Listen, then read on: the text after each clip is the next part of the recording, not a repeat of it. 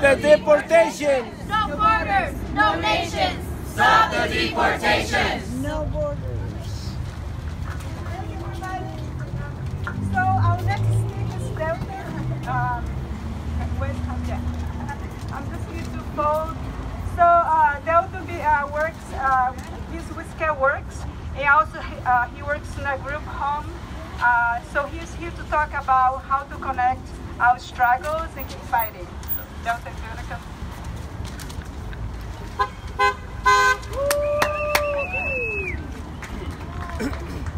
Hi there. I want to start by recognizing that we're on Chinook and Multnomah land that was stolen by settlers, by European settlers, and the movement to abolish ICE, of which the occupation here is a part, situates itself within the historical movement of decolonization. I work at a group home for people with intellectual and developmental disabilities, and I've seen firsthand the way that someone's immigration status can be used against them, even unintentionally, so that they have to work long hours, not speak up about things that are wrong in the workplace. And that means when some workers have to accept these conditions, other workers have to accept those conditions. So immigration is absolutely a care and labor issue, and we must fight together.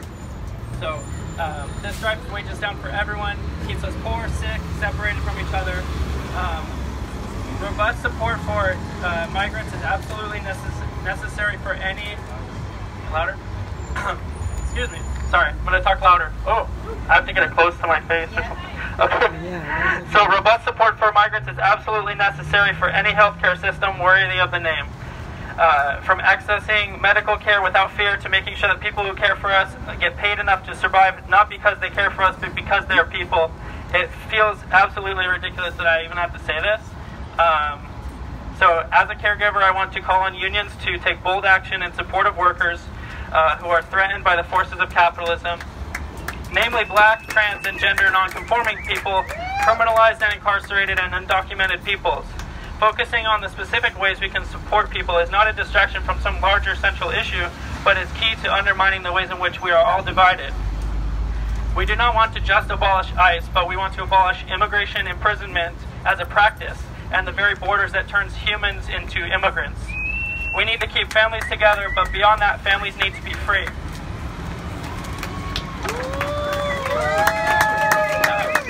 Border imperialism is a useful concept for us. Harsha Walia discusses it in her book Undoing Border Imperialism, and it means that people are displaced by capitalism, people are criminalized as migrants and as racialized peoples, and then we have like a class and caste hierarchy in the United States, right?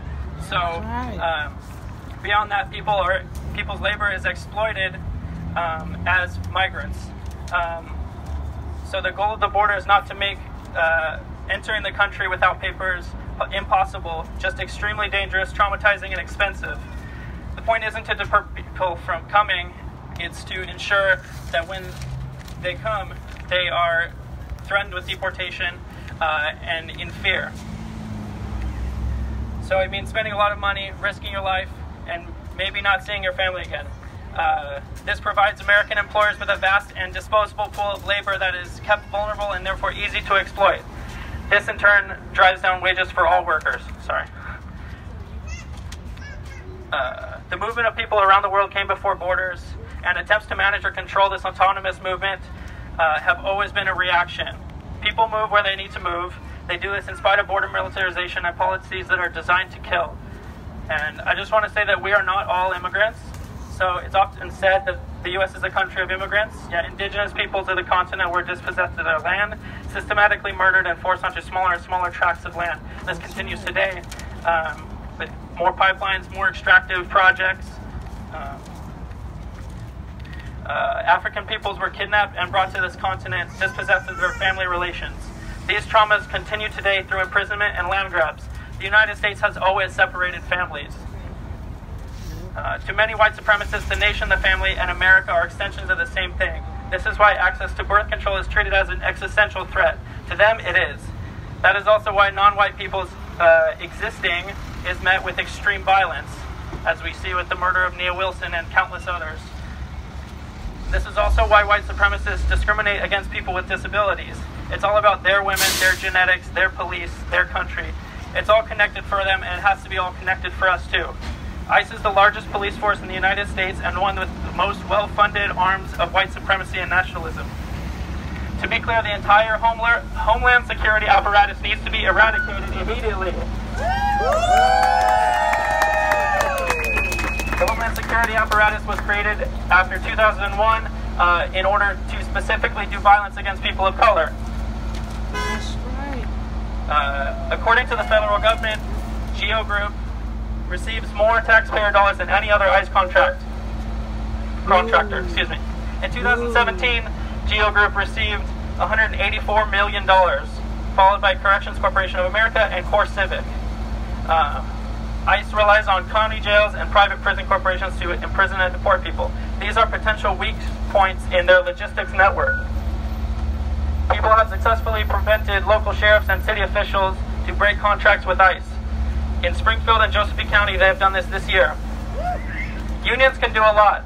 This year in Canby, Oregon, a florist company was targeted by ICE. The company told the employees not to show up on the day that ICE came to retrieve the employee records, or I-9s. Migrant justice groups mobilized to support the workers by holding Know Your Rights trainings, assisting families in planning in case a family member was arrested. However, after workers did not show up to work, many were fired because in not showing up, they demonstrated that they were undocumented. This kind of action by the bosses can only be stopped by strong worker and community organization. I want to support unions putting on workshops on how to prepare for I-9 audits and to support workers against ICE. What ICE is doing is not only wrong, but is often illegal and can be stopped by people knowing their rights and exercising their power. Sorry, all this is long. It's okay, take your time. Thank you. Gracias. Together we can create infrastructure against borders and prisons. As long as new neighbors mean a migrant crisis, the answer will always be border policing and imprisonment. We must develop infrastructure against borders by building relationships with migrants and refugees where we live. We can fight alongside our neighbors and co-workers in many different ways against the continued creep into fascism and terror. This looks like, thank you for holding this, by the way. This looks like welcoming new neighbors and coworkers and building real relationships and then putting our bodies on the line when they are threatened. This looks like putting pro-migrant, pro-black, pro-transgender, and anti-fascist stickers and posters up in your neighborhood and your workplace. This looks like defending our neighborhood against ICE and police. We can support prisoners as they go on strike in prisons all around the United States on August 21st. We can organize with the people around us to track and report ICE and police activity in our neighborhoods. We can find out who helps ICE deport people and get in their way. This includes judges, ICE lawyers, private companies, and ICE employees. We must stop deportations by any means necessary. We must talk to the people in our lives about the gravity of the situation and make plans together. If you would ever ask yourself what you'd be doing during slavery or during the Holocaust or during Japanese internment, you are doing it right now.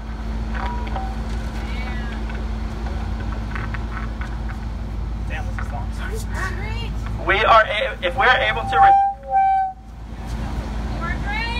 If we are able to reduce the power of white nationalist forces by even a small amount, that means thousands of people living who would have died. If we can stop their forces from growing, using our words, our skills, our resources, and our bodies when necessary, we will be saving each other's lives. This is a long-term conflict.